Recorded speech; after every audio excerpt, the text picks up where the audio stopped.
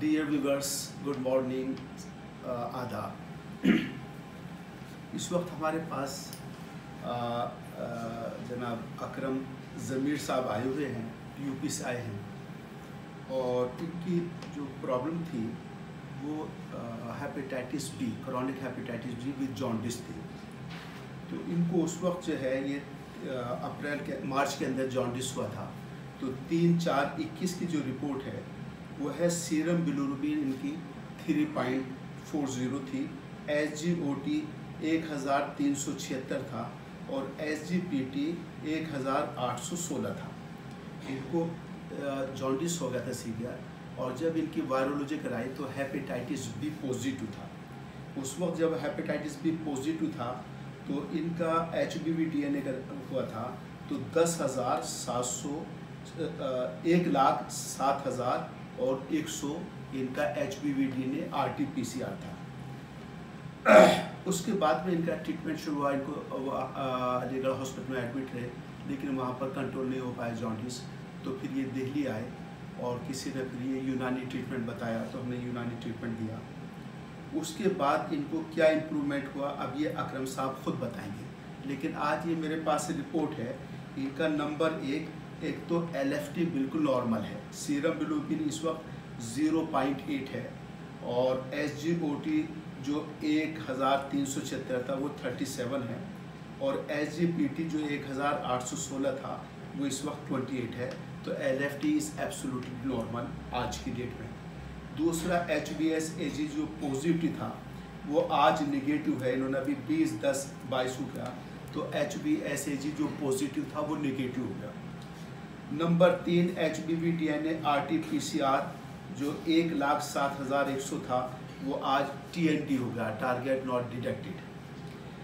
चौथी बात यह है कि अब इनके अंदर एंटीबॉडीज़ डेवलप हो गई। HBs सरफेस एंटीबॉडी इस वक्त 27.37 है, जिनको हम अपनी ज़बान में कहते हैं this is a case of the seroconversion, के पॉजिटिव से नेगेटिव हो गया और antibodies against HBsAg develop हो गई। चौथा ये है सेफ्टी पैरामीटर कि अब इनका HB जो है वो 15.20 है और KFT नॉर्मल है। तो हीमोग्राम नॉर्मल है, KFT नॉर्मल है, LFT नॉर्मल है, HBsAg पॉजिटिव था वो नेगेटिव हो गया, HBV DNA जो 1 लाख से ऊपर था वो आज TND हो गया।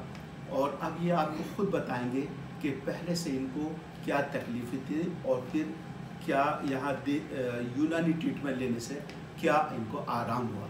इसलिए कि आज एक पूरी दुनिया के अंदर ये प्रोपेगेंडा हो रहा है कि हर्बल दवाई जो है वो नेफ्रोटॉक्सिक होती है, हिपेटोटॉक्सिक होती हैं, इनसे ट्रीटमेंट नहीं कराना चाहिए। तो उस बात के ख़िलाफ़ हमारे ये डॉक्यूमेंट्री एविडेंस है कि हमारे पास अब कई साल हो गए पेशेंट को जो सिरोसिस ऑफ लीवर के थे, जिनका ये बता दिया गया था कि आपकी लाइफ सिर्फ 2 महीने की है। ऐसे फैमिली हमारे पेशेंट आए जो रोते हुए और बिलखते हुए परेशान होते हुए आए थे कि साहब वहाँ बड़े बड़े हॉस्पिटल के अंदर 2 महीने और 6 महीने लाइफ बताई है, अब आप कुछ देख लीजिए।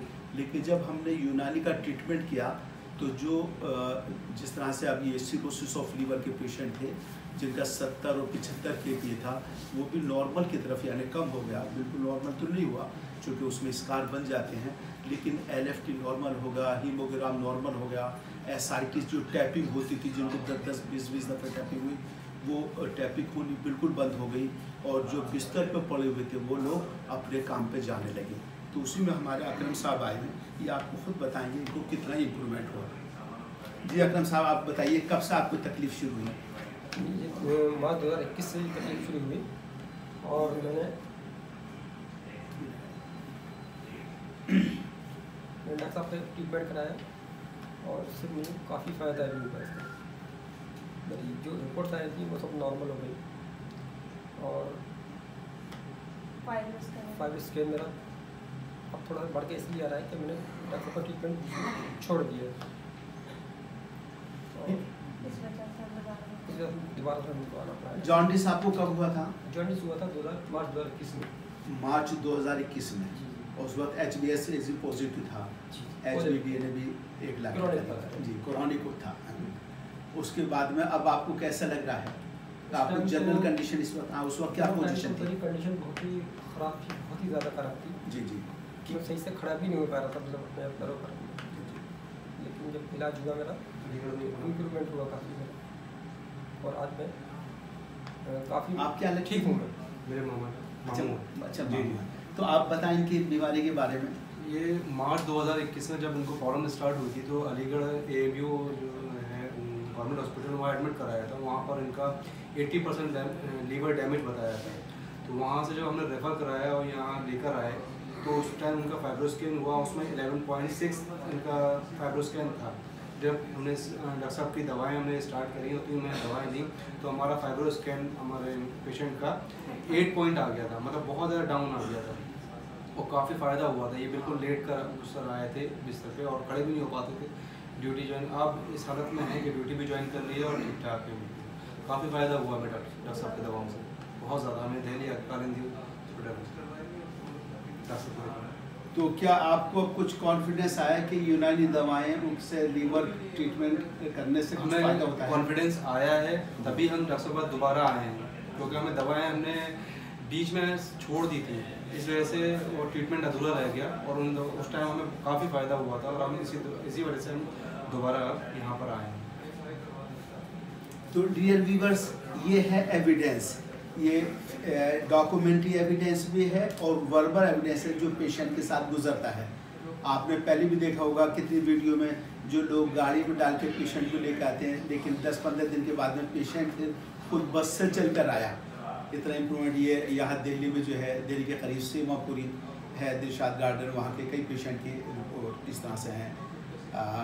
तो आपको हम इसलिए वीडियो इसलिए बनाते हैं ताकि लोगों को अगर ये लीवर डिजीज़ के अंदर दूसरी दवाओं से और ट्रीटमेंट से आराम नहीं हो रहा तो वो यूनानी ट्रीटमेंट लेकर अपनी बीमारी से बच सकते हैं। ये इलाज सस्ता है, आसान है और इफ़ेक्टिव है। Thank you so much.